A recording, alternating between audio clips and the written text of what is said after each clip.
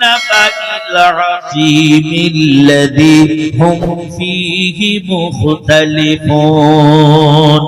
كلا سيعلمون ثم كلا سيعلمون ألم نجعل الأرض مهادا والجبال أوتادا الله رب العالمين قال এই পৃথিবীর জমিন তোমাদের জন্য বিছানা তৈরি করেছি जो मिट्टी है अरे झारखंड में पहाड़ है तो अल्लाह कहता है वल जिबाल औतादा मैंने बनाया पहाड़ को वखलकनाकुम अज़वाजा और बीबी बनाया और क्या कहता है स्वामी बनाया अल्लाह रब्बुल आलामीन बोलेन স্বামী স্ত্রী আমি এই পৃথিবী সুন্দর সাজানোর জন্য আমি স্বামী স্ত্রী তৈরি করেছি আর পৃথিবী যাতে উলট পালট না হয় ঝাড়খণ্ডে বড় বড় পাহাড় আমি আল্লাহ তৈরি করেছি ওয়াল জিবালা আওতাদা ওয়া খালাকনাকুম আযওয়াজা ওয়াজআলনা نومكم سباتا وجعلنا النهار معاشا आओ मेरे पास नींद है हर প্রতিটা দিন সারা দিন পরিশ্রম করার পর রাত্রে বেলা খানা पीने के बाद अल्लाह पाक আপনার চোখে ঘুম আনিয়ে দেয় আল্লাহ পাক বললেন তোমার চোখে ঘুম আসে আবার শরীর সুস্থ হয় আবার তারপর দিন তুমি কাজে কাম করনে के लिए बाहर में रवाना हो আল্লাহ রাব্বুল আলামিন বলেন এরপর আমি তোমার জন্য 7 দিন ধরে পৃথিবী তৈরি করেছি তোমার মাথার উপরে 7 আসমান আছে কোন জায়গায় দড়ি নেই লাঠি নেই কোন জায়গায় কোনো বাধা নাই আমি তোমার মাথার উপরে 7 আসমান তৈরি করে রেখেছি कितना आसमान है 7 आसमान ने बनाया अल्लाह पाक और कहा कुल अगैरल्लाह अल्लाह नहीं अत्तखिदु वलियन फातिरिस समावाति वल अर्द दूसरा कोई अल्लाह है तुम्हारे पास कोई माबूद है अल्लाह कहता है मस्जिद में क्यों नहीं जा रहा है आप लोग मस्जिद में 5 वक्त कह रहता है अल्लाहु अकबर अल्लाहु अकबर अल्लाह एक है अल्लाह बड़ा है अल्लाह एक है कोई नहीं है माबूद अल्लाह छड़ा अशहदु अल्ला इलाहा इल्लल्लाह मैं गवाही देता हूं कोई नहीं माबूद सिवा अल्लाह अल्लाह छड़ा कोई इलाहा नहीं हर सारा दिन 5 वक्त मानुष के इत्तला करना अल्लाह बड़ा है ये तो सबसे बड़ा तबलीगी काम ये है हर वक्त सारा दिन 5 बार ये कहता है अल्लाह बड़ा है ये तबलीग का आवाज है हज़रत बिलाल रज़ी अल्लाह ताला कहता है अस्सलातु खैरुम मिनन नौम कहा जाता है रसूल ये बात ये कोथा থেকে তুমি আওয়াজটা পেলে हज़रत बिलाल ने कहा मैं जन्नत से सुना अस्सलातु खैरुम मिनन नौम बिलाल हय्या अलल फलाह की बात मेरे उम्मत আমার উম্মত হবে বহু কমজোরি আমার উম্মত হবে বহু কমজোরি সুতরাং हय्या अलल फलाह की बात इसके साथ जुड़ा देना अस्सलातु खैरुम मिनन नौम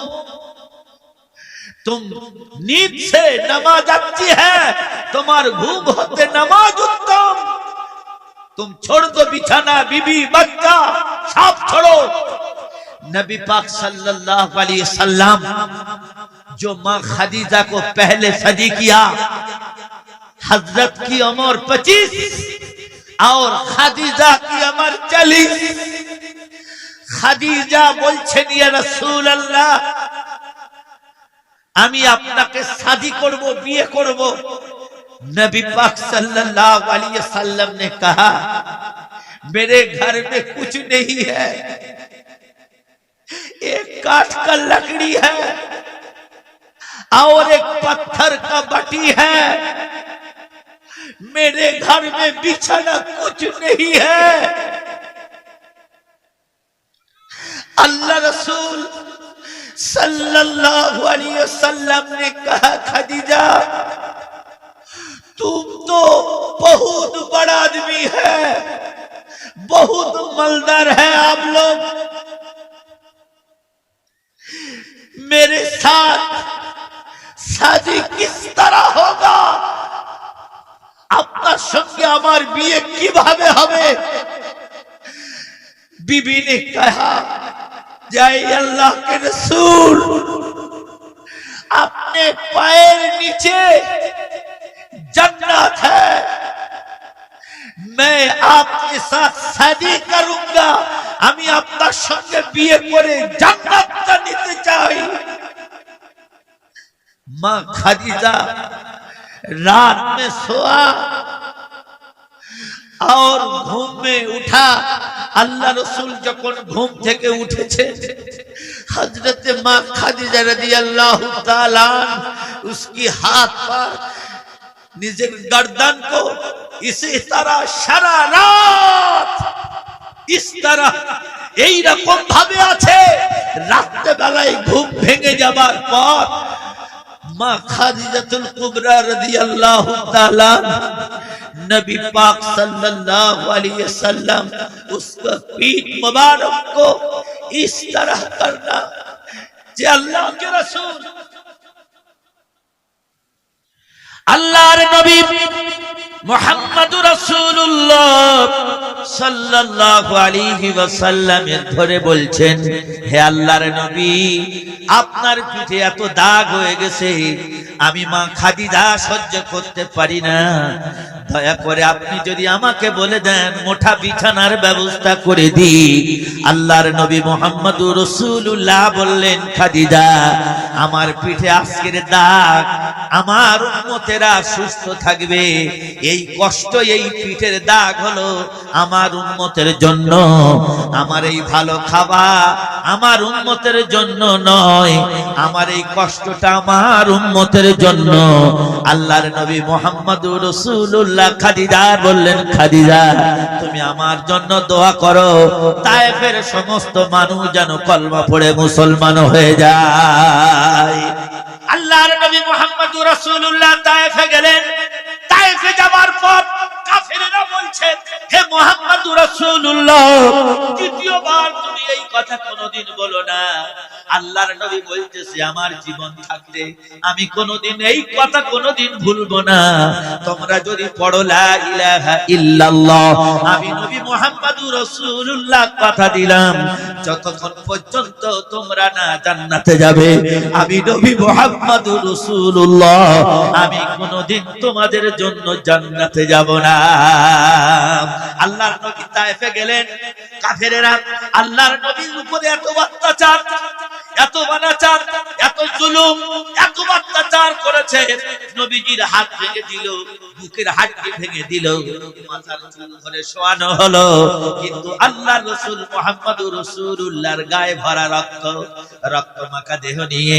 আল্লাহর নবী খাদিজার বাড়ি চলে এলেন। আর খাদিজার বাড়ি চলে আসার পর